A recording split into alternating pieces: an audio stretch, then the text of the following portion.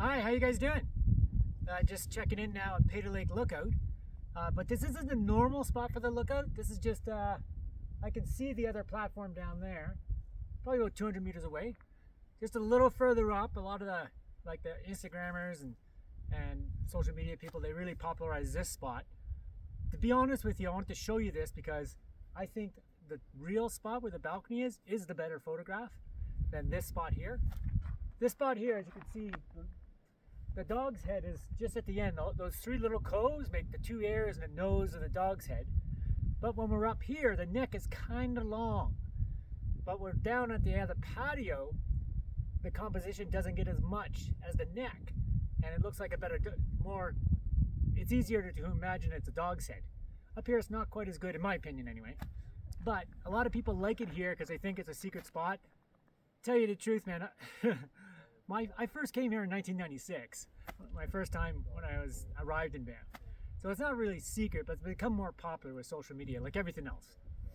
But yeah, but one nice thing about this spot that is better than the other spot is the mountains on both sides of the valley are a little bit better balanced when you're up here compared to when you're down there just a couple of hundred meters.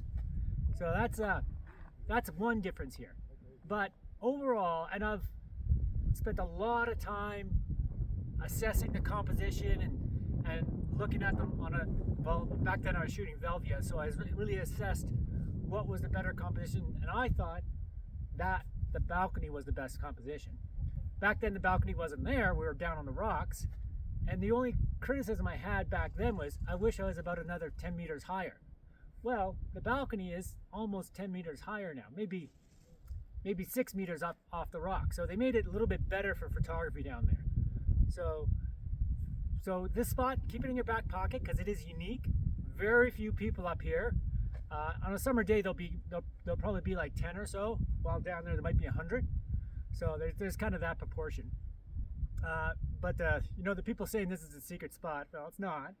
Like I could see the balcony down there. I see about 10 or 15 people on it right now. But up here, there's nobody. But again, in the summer, you'll probably bump into somebody in the middle of the afternoon. But Peyto Lake and Peyto Lake Lookout just over there, and I guess the secret Peyto Lake Lookout right here. Oh yeah, one other thing about this spot. See all these rocks here? You can get some really dramatic foreground with your camera down low with an ultra wide and focus stacking. So that could be a nice thing to do as well. That you can do over there. The rocks below that balcony are pretty good as well. And tell you the truth, years ago when I first scouted these two locations out, I thought that spot was better, and I still do. But this is a little different. It's kind of cool. With the right light, you might get some nice shadows. But yeah, so I just thought I'd show you this one. It's starting to become a little popular, and it's just a few hundred meters up through unofficial trails in the woods to get to here. Make sure you don't go too low, because you end up down by the gravel flats, and 10 kilometers you end up at Peyto Lake Hut. So don't go that way. But it's pretty hard to do that, make that mistake, although I'm sure somebody might. Just be careful out there. Make sure you got a spot and a first aid kit and a radio if you have a radio, just to keep yourself safe.